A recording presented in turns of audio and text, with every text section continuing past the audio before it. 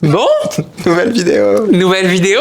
coucou, comment vous allez? Dites-nous vos scandales, vos humeurs. Ouais, c'est clair. Qu'est-ce qui se passe en ce moment dans vos têtes Alors, aujourd'hui, on a décidé de vous raconter une petite histoire. Mais vraiment toute petite. Toute petite, très courte, très sympa. On a décidé de faire, c'est les grandes lignes, hein, voilà, on n'est pas rentré non plus dans les petits secrets entre voisins. Aujourd'hui, on s'est dit qu'on allait vous parler de Vogue, que récemment, on a eu la nouvelle de la démission d'Anna Wintour. Donc on s'est dit qu'on pouvait retracer un petit peu l'histoire de ce monticule de la presse. Jusqu'à cette nouvelle Jusqu'à Chloé Mal. qui vient de nulle part, hein, bien évidemment. Et ben c'est parti, on commence l'épisode. Allez, c'est parti. À la toute fin du 19e siècle, Ouais. les États-Unis traversent une phase de changement particulière. On a une industrialisation qui est accélérée avec bien évidemment la révolution industrielle qu'on connaît tous et toutes, qui a fait émerger une classe urbaine extrêmement aisée. Ça me fait penser au Moyen-Âge, au 14e siècle. Et donc la société est marquée par ces nouvelles classes riches,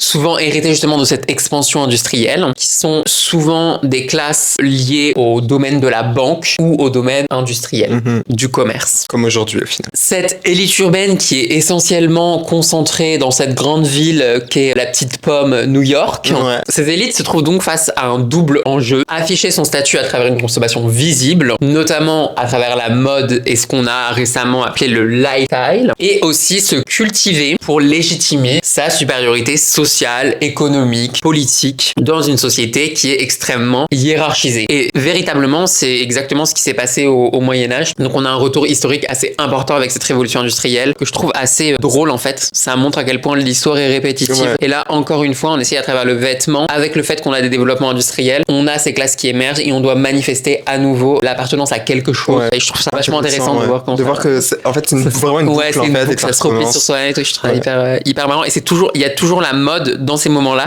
qui rentre dans le jeu de je dois montrer quelque chose, je dois manifester la performativité, quoi. Ouais. Et d'ailleurs, dans ce contexte, en fait, la presse, elle joue un rôle vraiment hyper central parce que jusque-là, elle était vraiment généralisée pour un public généraliste ou politique, donc pas du tout pour les petites gens, pas Ouais. pour la mode. Et d'ailleurs, il manque un média qui est totalement dédié à la bourgeoisie, qui souhaite justement voir ses codes qui se reflètent dans la presse, ses goûts, ses inspirations, ses envies, Tout ce qu'ils voilà, aiment. tout ce qu'ils aiment, l'apparence, l'apparat, tout ça. Et c'est là qu'intervient Arthur Baldwin Turnure. Et Turnure, c'est qui? Eh bien, c'est un entrepreneur journaliste qui perçoit donc une opportunité, donc Opportuniste. opportuniste. Comme les États-Unis d'aujourd'hui. Hein. Quand on voit une brèche, On y va. Il va créer un magazine donc entièrement dédié aux femmes, mais attention aux femmes de la haute société, notamment new-yorkaise. Lily Van Der Woodson. Exactement. Et d'ailleurs, cette gente féminine new-yorkaise est très consommatrice justement de la mode. Donc en fait, son idée, ça va vraiment être de mélanger plusieurs choses. Donc la mode, l'art, le savoir-vivre, les mondanités, pas simplement sous une forme de rubrique ultra simpliste et ultra isolée, mais attention au sein de publications ultra sophistiquées. En fait, il va entremêler tous ces concepts-là pour faire sortir une chose unique et puisse montrer l'ensemble comme on peut l'avoir Aujourd'hui, ouais. C'était très novateur au final. Ce qui va guider Turnure, c'est l'idée de pouvoir capter l'identité particulière de cette élite et notamment la manière dont il va pouvoir le faire. Donc il va vraiment s'interroger sur comment justement créer ce média-là, ce magazine-là pour pouvoir capter cette attention-là. Et il va faire un choix éditorial particulier qui est celui d'un mélange entre des articles sur les dernières tendances vestimentaires qu'on peut trouver dans la haute bourgeoisie new-yorkaise, des conseils pratiques pour la vie quotidienne, ainsi que des récits de vie de ces mondaines new-yorkaises. Et cette dernière dimension est véritablement importante pour Vogue, puisque le magazine ne se limite pas uniquement à un aspect utilitaire, mais ça devient aussi un lieu d'aspiration sociale. Le magazine devient vraiment un miroir où se reflètent les codes du pouvoir, de l'élégance, du savoir-faire, des hautes dames, bien évidemment. C'est un peu la bible un peu de... Des de la- mondaines, c'est ça, des mondaines de quoi. New York. Ouais, Oui, c'est ça. Enfin, les exactement. livres sacrés des mondaines. Les premiers formats du magazine sont plutôt sobres et essentiellement textuel, puisqu'à cette époque-là, on n'a bien évidemment pas la photo, bien qu'on ait quelques illustrations souvent faites à la main. On en avait parlé dans une précédente vidéo sur l'histoire de la presse. L'idée, c'est de créer des communautés de lectrices, l'idée de fidélisation des clients, qui peuvent s'identifier et se reconnaître dans ces médias qui est extrêmement exclusif. Et le magazine vise un lectorat véritablement restreint, celui des mondaines new-yorkaises, puisqu'il faut pouvoir cibler les personnes qui peuvent consommer justement ce dont on parle. Et donc la mode est chère à cette époque. Et donc on ne peut pas s'adresser à l'entièreté du public, évidemment. Et en plus de ne pas forcément avoir l'argent, les gens qui ne sont pas dans cette élite mondaine n'ont pas forcément le temps de se consacrer autant à la beauté, à l'esthétique, aux apparences. Donc ce magazine est vraiment ciblé sur les mondaines de New York. Comme aujourd'hui, on travaille en fait. Ils sont pas juste à s'habiller. Puis il y avait un prolétariat extrêmement grand que du coup ils avaient vraiment pas le temps de se dire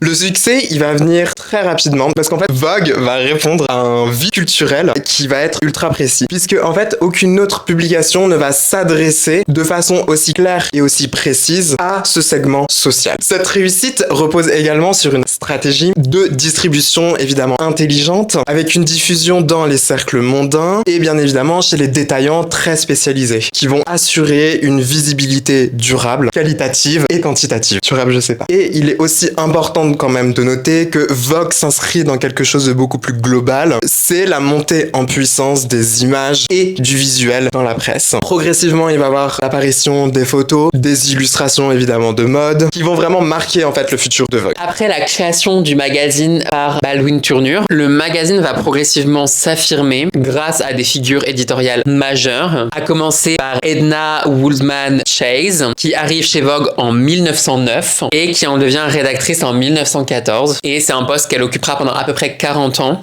Son rôle est fondamental pour le magazine, puisque c'est elle qui va véritablement façonner l'identité du magazine et lui donner son ton. Donc on a Baldwin Turner qui crée le magazine et qui crée le concept. Et là, on a Edna qui va véritablement renforcer l'image, l'intention du magazine. En fait, elle va vraiment structurer le truc. Elle incarne une vision claire. Vogue doit être plus qu'un simple recueil de tendances. Ça doit être un guide stylistique, culturel, de référence pour une élite en quête d'excellence. Ça a bien changé. Sous sa direction, Vogue affirme son style, mêlant rigueur, élégance, sophistication, tout en tentant de rester accessible aux lectrices. Dans une époque où les codes sociaux sont extrêmement stricts, Chase tente d'équilibrer entre tradition et modernité, avec une attention particulière portée à la qualité. Véritablement, Vogue s'est construit plus sur une volonté d'être qualitatif que quantitatif. On le disait tout à l'heure, mais c'est extrêmement important d'insister là-dessus, notamment pour le parallèle qu'on va faire avec aujourd'hui, tout à l'heure, mais de bien voir qu'il y avait plus la notion de avoir un magazine qui était vraiment qualitatif, bien fait, avec des choses très bien structurées, très bien construites, plus que l'idée de vouloir vendre énormément. Et c'est aussi à cette période que Vogue va commencer à vraiment se démarquer. Il va vraiment miser sur l'accent de la mode et du luxe. C'est un glissement qui va être progressif mais déterminant, puisque le magazine va devenir peu à peu un vecteur de promotion des couturiers, des maisons de prestige, qui va contribuer à faire ce que Vogue soit un acteur réellement central de l'univers du luxe. Le magazine ne s'adresse plus seulement à une élite sociale, mais toutes celles qui aspirent à s'inscrire dans une sphère élitiste, renforçant ainsi son rôle d'autorité stylistique. On sent qu'il y a des changements sociaux qui sont dans la société et Vogue va tenter de s'adapter, et puis aussi on a la volonté de ces classes subalternes qui vont tenter, en comprenant que la mode est un point de levier, d'imiter les comportements de ceux qui sont au-dessus, entre guillemets. Distinction, Daniel Exactement. C'est ça. Non, et Vogue va servir de ça, puisque c'est celui qui va montrer les images, il va catalyser en fait à un seul endroit la manière de faire. En fait, on vous donne les codes, on vous montre comment faire pour être riche, célèbre et super puissant, et c'est à vous après de vous adapter. Voilà, la vidéo est terminée. Durant les premières décennies du XXe siècle, Vogue expérimente plusieurs transformations qui vont faire évoluer son identité. L'une des plus marquantes est l'introduction progressive de la photographie. Dites-vous quand même que c'était vraiment une révolution à l'époque. La presse à cette époque, et surtout la presse mode, est encore très largement illustrée par des dessins, et les équipes de Vogue comprennent extrêmement vite qu'avec la photographie, on peut capturer autre chose de supérieur, puisqu'on peut capturer des émotions qu'on n'a pas forcément dans le dessin de silhouette, et que ces images vont véritablement pouvoir capturer les émotions, la beauté, et traduire de manière plus impactante l'univers que le magazine voulait construire. Parallèlement, le magazine va développer des contenus rédactionnels avec l'ajout d'interviews. On commence à avoir cette collaboration entre la presse et les créateurs. On va avoir des reportages, des conseils de mode de plus en plus précis. On va notamment interviewer des mondaines new-yorkaises. Et Vogue devient véritablement une source incontournable d'informations sur la haute couture avec un ton à la fois expert et en même temps très inspirant de ces gens qui forment le style de tous les jours. Ça rend le truc intéressant. En plus, c'est des vraies personnes qui vont parler. La presse mode n'est pas autant spécialisée qu'aujourd'hui avec des gens qui sont formés dans la mode. On interrogeait des gens qui formaient le style. Et tout ça, ça va contribuer à fidéliser un lectorat extrêmement large et de plus en plus exigeant sur ses attentes. Vogue va évidemment devoir faire face aux grandes mutations de la société, qu'elles soient sociétales, environnementales, économiques, politiques, tout ce qui se finit en hic, quoi. Moi, Loïc. Et Loïc. Les mutations de Loïc. Vous êtes tous au courant qu'il y a eu la Première Guerre mondiale, que forcément ça a été un truc très compliqué, notamment avec la vie et la société états-unienne. On a eu des bouleversements sociétaux extrêmement importants à ce moment-là. En réponse, Vogue va adapter ses contenus pour plus refléter tous les changements qu'il va avoir, mais en conservant quand même l'élégance Vogue, quoi, tu vois.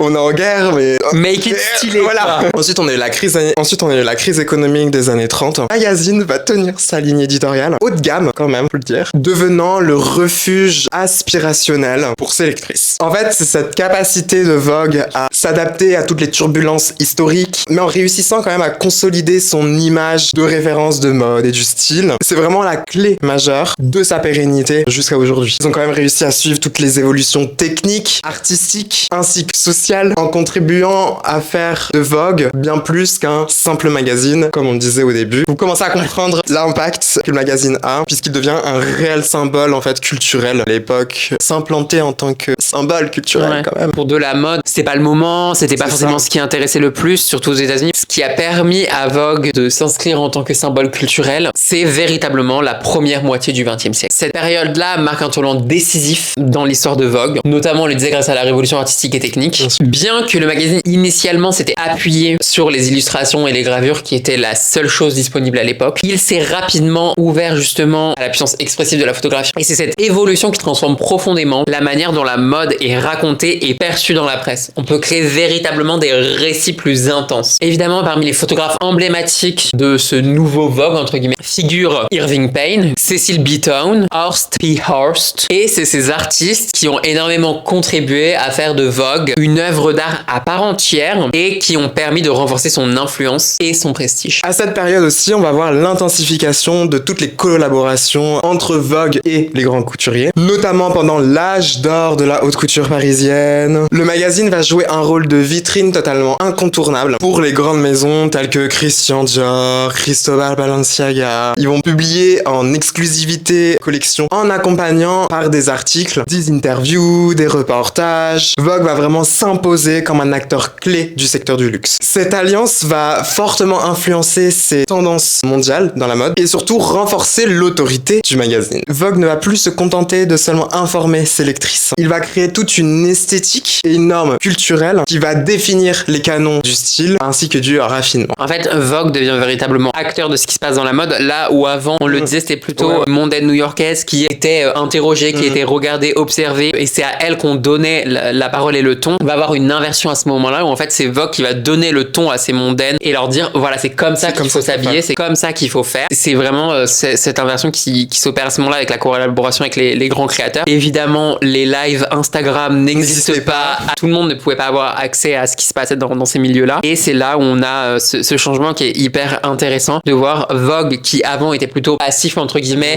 et qui centralisait juste un petit peu les informations et qui passe justement à ce stade d'acteur du truc. Et le succès justement de ce magazine aux États-Unis entraîne forcément dans les enjeux marketing une internationalisation. Donc on a une expansion avec une stratégie d'adaptation locale, avec quand même la volonté de garder une identité globale assez forte. La première édition internationale voit le jour en Grande-Bretagne en 1916, donc c'est extrêmement tôt quand même, sous le nom de Vogue UK, avec pour objectif de traduire l'élégance anglaise en jouant sur les distinctions un petit peu culturelles, stylistiques et sociales qui étaient propre au marché britannique. 4 ans plus tard, en 1920, on a Vogue Paris, aujourd'hui appelé Vogue France, qui voit le jour. C'est quand même une étape clé, puisqu'on a un lien maintenant entre Vogue et la capitale de la mode. Vogue Paris incarne véritablement un pont entre l'avant-garde des artistes français, ainsi que la haute couture, avec un ton beaucoup plus audacieux, beaucoup plus créatif. Et cette édition pour Vogue est essentielle en termes d'innovation visuelle, d'influence stylistique et d'ancrage dans le prestige européen. Comme on peut le voir, niveau innovation visuelle et stylistique, ça a un peu changé. Plus tard, bien plus tard, vraiment plus tard, en 1964, on a une ouverture à l'international qui se poursuit avec la naissance de Vogue Italie, qui est réputée pour son approche artistique expérimentale, avec des photographes et directeurs artistiques qui ont beaucoup bousculé les codes, ce qui n'est plus trop le cas maintenant, notamment avec des campagnes publicitaires engagées ou des éditoriaux avant-gardistes. Ça a vraiment changé. Le Black Issues en Italie qui a mis en avant les mannequins noirs bien avant que ce soit tendance dans la mode de mettre en avant des personnes noires. Ce qui fait qu'en fait, chaque édition de Vogue va s'adapter au marché national. Ils vont tenir compte des sensibilités culturelles, des goûts locaux, mais sans jamais vraiment rompre avec l'essence même de ce qu'était Vogue, soit une référence quand même mondiale de la mode, du luxe, à la fois universelle et plurielle. Ça fait bizarre de dire ça de Vogue. Ces éditions deviennent des carrefours où se croisent des influences locales et dynamiques globales qui vont contribuer à nourrir cette force internationale du magazine. L'internationalisation de Vogue est à la fois un succès commercial et un projet culturel développé avec soin, inscrivant Vogue comme le premier magazine de mode majeur à l'échelle planète. Tu pourrais mettre une petite planète là qui tourne autour de mon doigt. Dans les années 20-30, Vogue commence à étendre sa ligne éditoriale au-delà de la simple mode pour s'ouvrir à des rubriques plus larges. C'est une innovation stratégique qui marque son positionnement, ou plutôt son repositionnement, comme un miroir du style de la vie des élites et de cette modernité post-Première Guerre mondiale. En 1922, sous la direction d'Edna Woolman, Vogue introduit des pages consacrées aux arts, à la littérature et aux mondanités, en tentant de refléter l'effervescence culturelle de l'époque, notamment celle des années folles new-yorkaises et parisiennes. Et cette ouverture contribue à faire de Vogue une publication complète et ambitieuse, et un guide non seulement de la mode, mais aussi des bonnes manières et des tendances sociales. À partir des années 30, Vogue devient la fenêtre emblématique du rêve américain, célébrant l'élégance, la réussite sociale et le glamour. Le magazine va faire l'éloge du style et d'une vie prospère tout en illustrant des valeurs d'aspiration et de distinction, ce qui va forcément séduire un lectorat beaucoup plus large. Parallèlement, Vogue ne perd jamais de vue son rôle en tant que pionnier dans la diversité des modes mondiales, avec ses éditions européennes et plus tard internationales. Mais rebelote, nouveau bouleversement, la Seconde Guerre mondiale évidemment, puisqu'elle constitue un défi majeur pour le magazine. Pendant le conflit, on a des restrictions matérielles assez importantes, on a un rationnement du papier, une difficulté d'accès aux matières premières qui freine la production à la fois du magazine mais aussi les productions de mode. Mais Vogue parvient tout de même à s'adapter en mettant l'accent sur la mode patriotique, donc là on parle uniquement pour la version états-unienne évidemment, et la simplicité et l'élégance qui ont toujours été les lignes un petit peu directrices de Vogue jusqu'à présent. Edna Woolman Chase insiste alors sur la nécessité de promouvoir une image d'espoir et de résistance à travers la mode, notamment la mode féminine, faisant de Vogue un vecteur de moralisation sociale. Et cette période voit également une intensification de la production photographique, malgré les contraintes liées à la mise en guerre de la société, avec des photographies qui valorisent la féminité sous toutes ses formes. En revanche, après la guerre, dans les années à peu près 1950, on est quand même 5 ans après la guerre, Vogue entre véritablement dans une phase d'expansion et d'innovation. C'est souvent ce qui se passe. On a une guerre, bouleversements sociaux, on change et on voit comment la société évolue. On change de direction chez Vogue et arrive, bien évidemment, vous la connaissez sans doute, elle a marqué l'histoire du Vogue US, Diana Vreeland,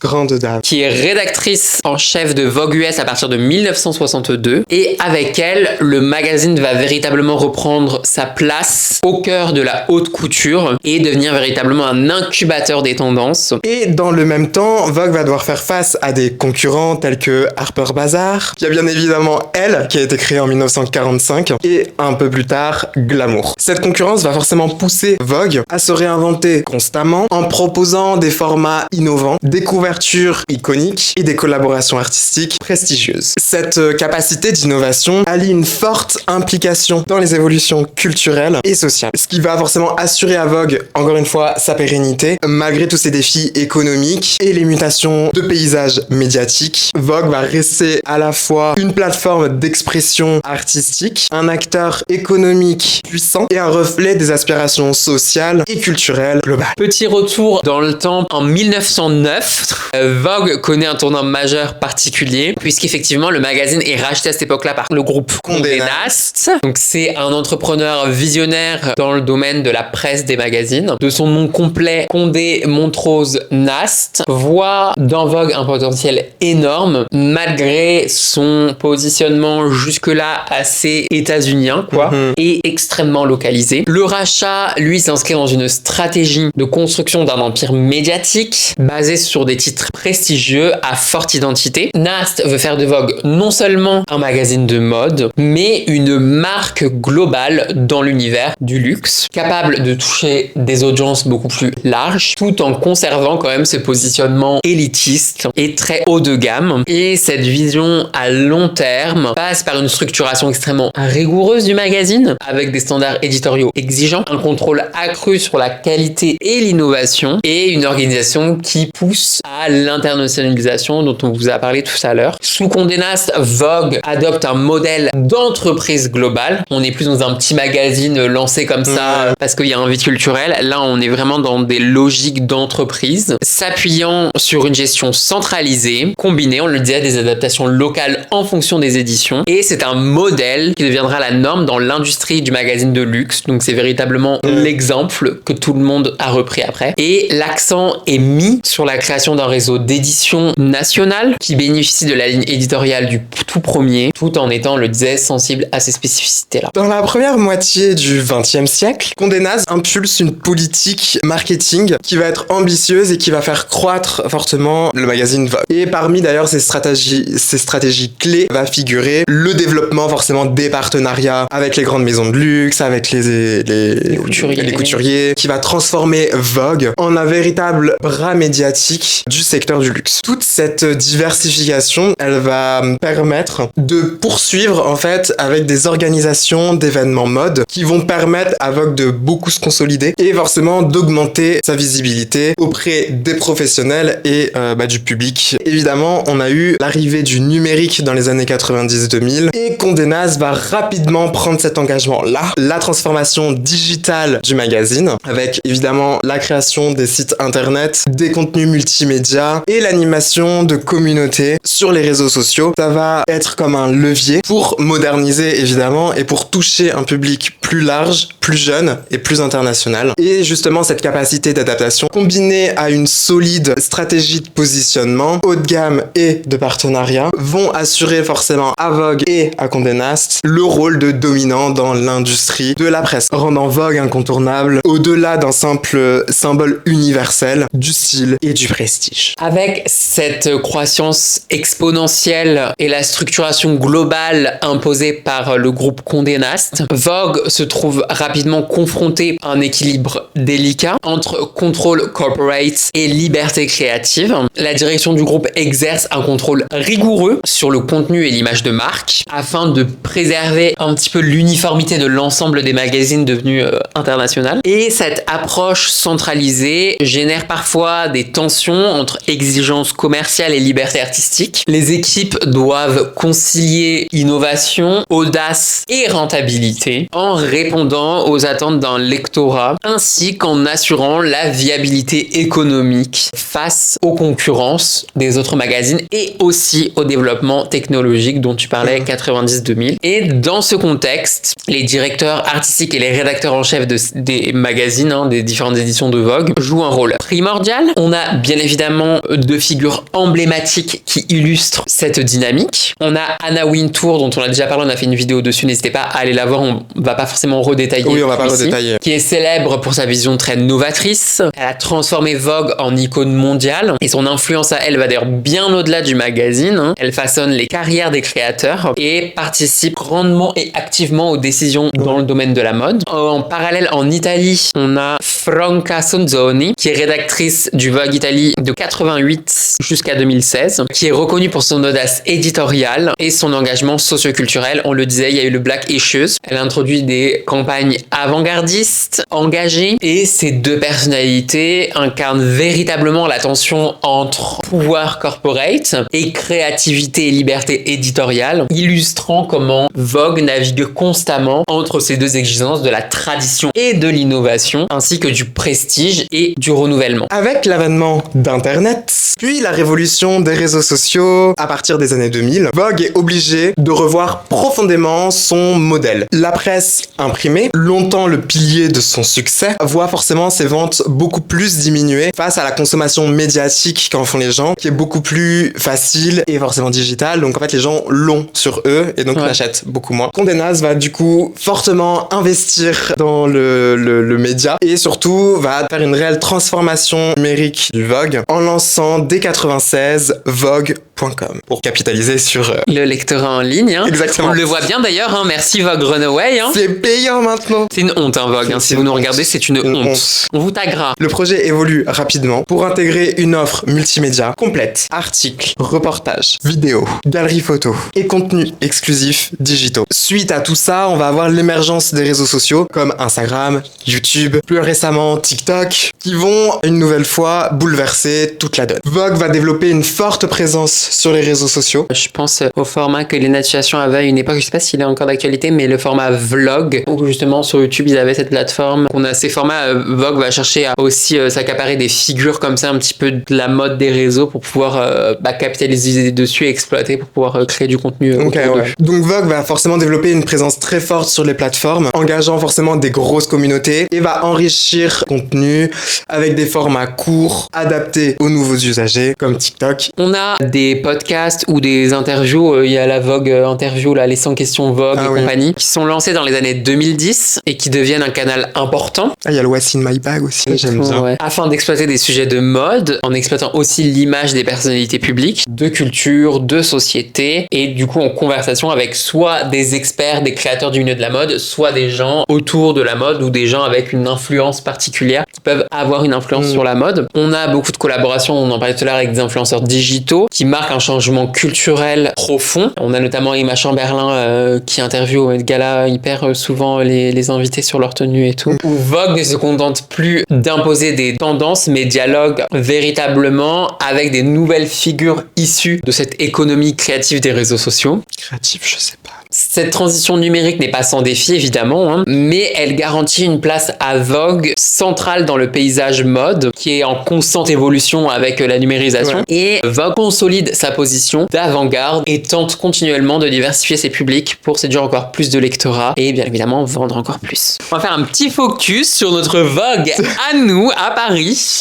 Le Vogue français, créé en 1920. Vogue France, 1920. Ça s'impose rapidement quand même comme l'une des éditions les plus prestigieuses, si je puis me permettre, et surtout des plus créatives de Condé Nast. Sa popularité va résider vraiment par sa proximité avec Paris, qui a longtemps été considérée, et qui est toujours, dans une certaine mesure, considérée comme la capitale mondiale de la mode, du luxe, du savoir-faire, de la haute couture. Et Vogue Paris ne va pas simplement se contenter de traduire les tendances états-uniennes, américaines et britanniques, mais il va vraiment incarner sa propre vision. Le magazine déploie une esthétique raffinée, mais aussi audacieuse, qui évolue constamment. Chaque numéro de Vogue est une invitation à découvrir non seulement la mode, mais aussi un certain art de vivre. Au fil des décennies, Vogue France s'est forgé une réputation d'avant-garde, notamment dans la manière d'aborder la photographie. Les shoots étaient souvent plus artistiques, plus sombres, plus conceptuels. Cette approche lui vaut notamment d'être considérée comme un véritable laboratoire esthétique et un acteur majeur de la créativité dans la mode. Et ça, on le doit notamment à une personne en particulier qu'on salue, évidemment. Le dinosaure. Le dinosaure, Karine Karine Rothfeld, qui est une ancienne mannequin et styliste, qui devient rédactrice de Vogue France en 2001 et le restera jusqu'en 2011. Reviens s'il te plaît, Karine. Bah, elle a son CR, laisse-la tranquille.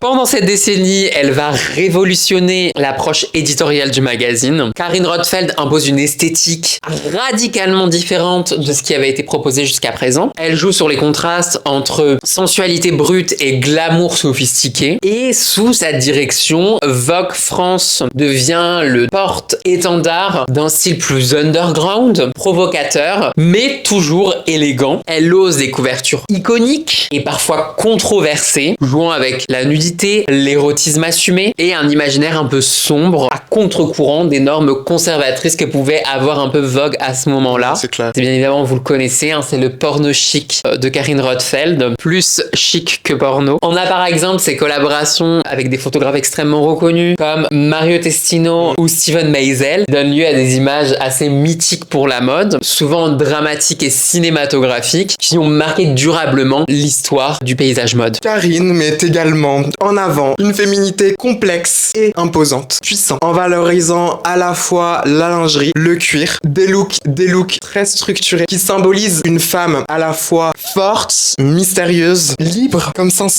Lolo. Exactement. Cette vision va réellement redéfinir la sensualité dans la mode contemporaine et ça va influencer profondément les tendances stylistiques pendant son règne. L'ère Karine Rothfeld chez Vogue France est souvent perçue comme l'âge d'or de l'audace éditoriale et de l'originalité visuelle. Et ça, c'est vrai, genre. Son travail a contribué à faire en sorte que le magazine devienne vraiment incontournable dans le milieu et le monde de la mode, où on va vraiment les brouiller les frontières avec l'art, avec la création, avec les vêtements, avec la sensualité. On va vraiment brouiller tout ça avec elle. La culture populaire, les industries. Je mets beaucoup d'aura et d'énergie là-dedans, j'essaye. Ouais, très grande Parce dame. que c'est vraiment, en fait, il faut vraiment que vous compreniez Karine. C'est Karine. Genre, en fait, il n'y a pas de mots. Il n'y a pas de mots. Genre, elle a vraiment contribué à faire ce que Vogue devait être à ce moment-là. En plus, elle a du papier toilette noir. Et elle dort dans un sac de couchage Ouais, sur son c'est lit vrai. en cuir. Tout Bon, est là-dedans. Je veux dire, qui a du papier toilette noir? Personne à part Karine. Personne. Qui a un lit en cuir sur lequel elle ne dort pas et elle met un sac de couchage dessus parce que le lit en cuir est trop froid? Karine. Karine.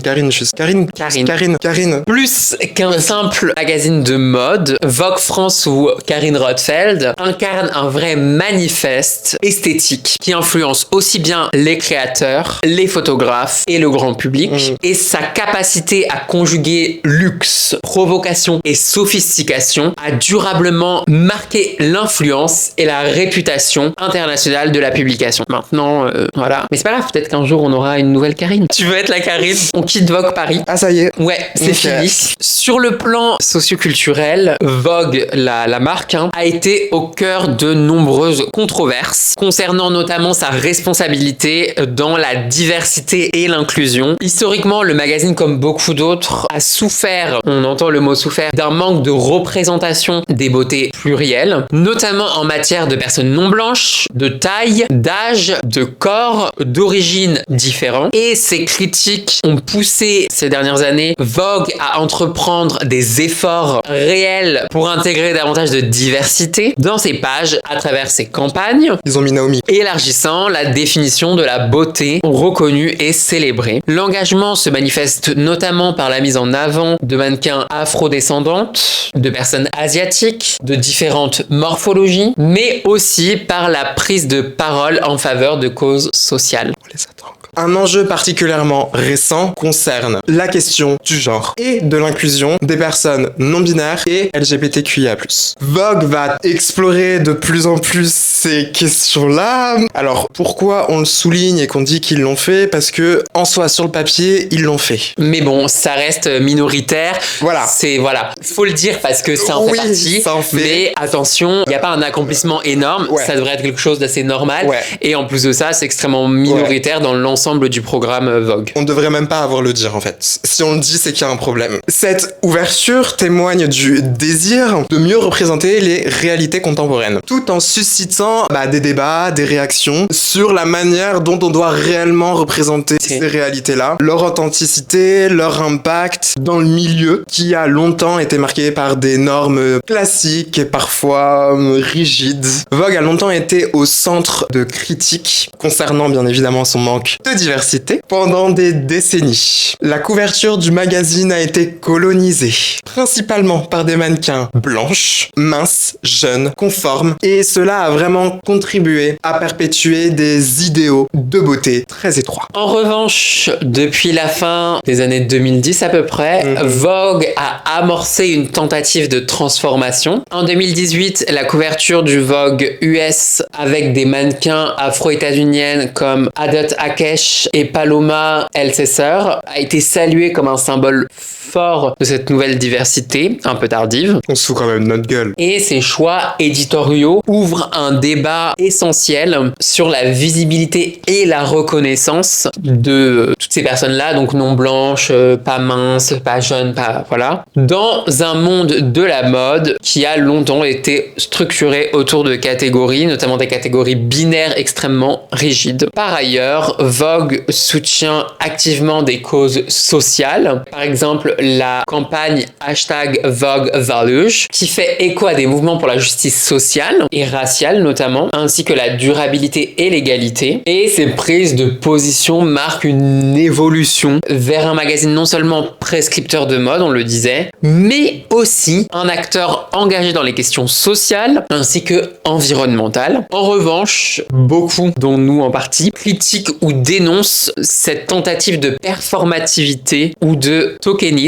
où la diversité et l'inclusion seraient plutôt utilisées à des fins marketing plus qu'à une vraie transformation du milieu. La question de l'inclusivité, la manière de le faire, parce que c'est vrai que ça intervient très tard dans une manière extrêmement particulière, donc ça soulève quelques questionnements sur une possible action démagogique. À l'heure où la mode est de plus en plus scrutée pour son impact tout simplement environnemental et social, Vogue est forcément sous le feu des critiques quant à sa responsabilité écologique. Le magazine est souvent accusé de participer indirectement à la surconsommation et de la fast fashion, notamment à travers la promotion massive de nouvelles tendances et de nouvelles collections saisonnières rapides et tout le temps en permanence, les croisières, les machins, les refalls, les pré-falls. En fait, cette situation, elle va vraiment générer un certain paradoxe, puisque un magazine emblématique du luxe peut-il légitimement se positionner en tant que champion de la durabilité? Ça, c'est une grande question. En commentaire, vous pouvez répondre à la question, bien évidemment. Je vous la note ici. Le greenwashing ou éco-blanchiment est une critique récurrente pour Vogue. Par exemple, certaines campagnes présentées comme responsables restent ambiguës, valorisant des marques de mode dites éthiques, mais dont la production reste sujette à controverse, ou adoptant des nouveaux venus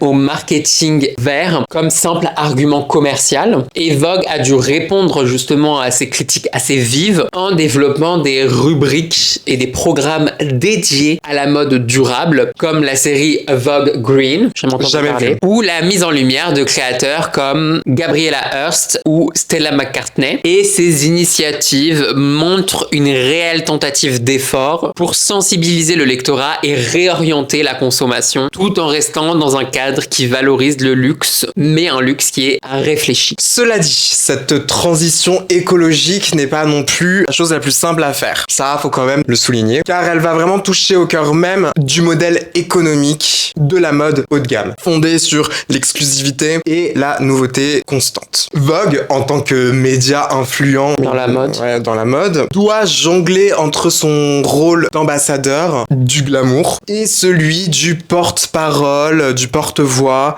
d'une industrie en pleine mutation, en plein changement, ce qui ouvre des débats sur la réelle sincérité et sur l'impact réel des prises de position environnementales de Vogue. La crise du print est aussi l'autre grand défi auquel doit faire face Vogue, comme l'ensemble de la presse magazine d'ailleurs. La chute continue des ventes papier, accentuée par la digitalisation commercialisation montante et massive des contenus dans la mode menace la viabilité d'un modèle économique historique. Vogue US a vu ses ventes papier baisser de près de 50% en 10 ans, obligeant le groupe Condé Nast à repenser ses stratégies commerciales, investissant massivement dans les plateformes digitales. Et parallèlement, Vogue joue la carte de la diversification avec l'organisation d'événements à forte valeur ajoutée, le Vogue World Festival, qui sont des véritables leviers pour générer des revenus et maintenir un lien avec le public élargi. Et ces événements fonctionnent aussi comme des expériences immersives pour le public qui réaffirment l'image luxueuse de Vogue. Toutefois, cette multiplication des canaux de diffusion et des offres éditoriales soulève un réel défi d'équilibre plus politique et culturel. Vogue se positionne à la croisée de la culture de masse et de l'élitisme sophistiqué. La diffusion numérique a permis à Vogue de toucher des millions de lecteurs à travers le monde, bien au-delà des cercles traditionnels de la mode, donc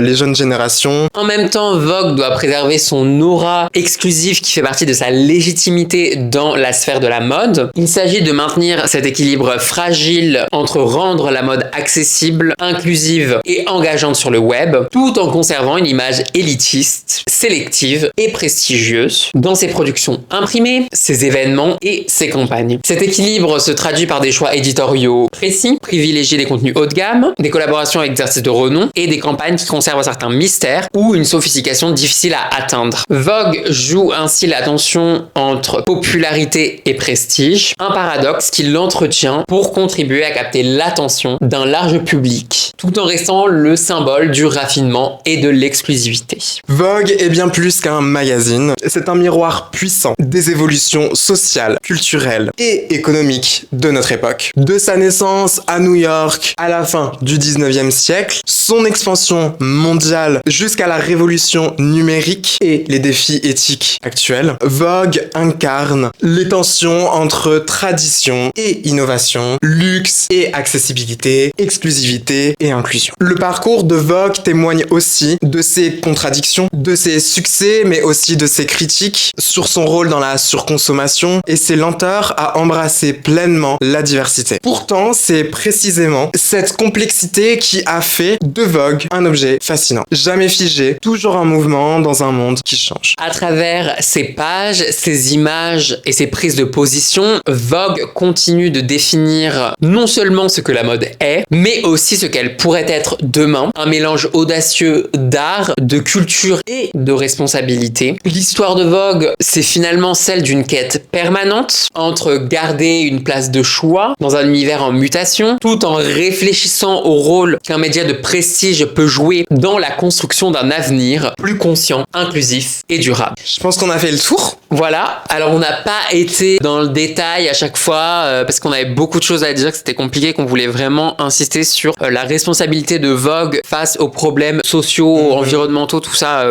qu'on a. C'est important que les magazines prennent en considération qu'elles font partie du problème. C'est clair. Bien évidemment, ça fait partie d'un problème structurel, hein. On n'est pas là en train de dire Vogue, c'est les grands méchants loups et tout. Évidemment, ça fait une société capitaliste, consommatrice, etc. Mais ils doivent jouer un rôle puisqu'ils ont une voix extrêmement puissante. Les créateurs aussi doivent jouer ce rôle-là. Et donc, on voulait utiliser ce canal-là qu'on a pour pouvoir présenter Vogue, qui est quand même assez important dans le milieu de la mode, mais aussi pouvoir en dénoncer un petit peu les limites, puisque c'est un modèle économique particulier que celui de Vogue. Donc on voulait passer par son histoire, pour mettre en lumière un petit peu les enjeux de la presse, plus particulièrement de Vogue. Je pense que l'épisode est déjà pas mal. Ouais, je pense qu'il est déjà pas mal. Hein. Bien digeste, indigeste. On va les laisser tenter d'avaler le repas. Avaler le repas, de toute façon dans la mode, on peut avaler que des paroles. Bah écoutez, on va s'arrêter là. Nous, la vidéo va se couper. Exact. N'oubliez pas, comme d'habitude, les YouTube Bad, likez, commentez, partagez, abonnez-vous, activez la cloche des notifications. Tout ça. On vous fait des bisous et on vous dit à la semaine prochaine. Exactement. Bisous!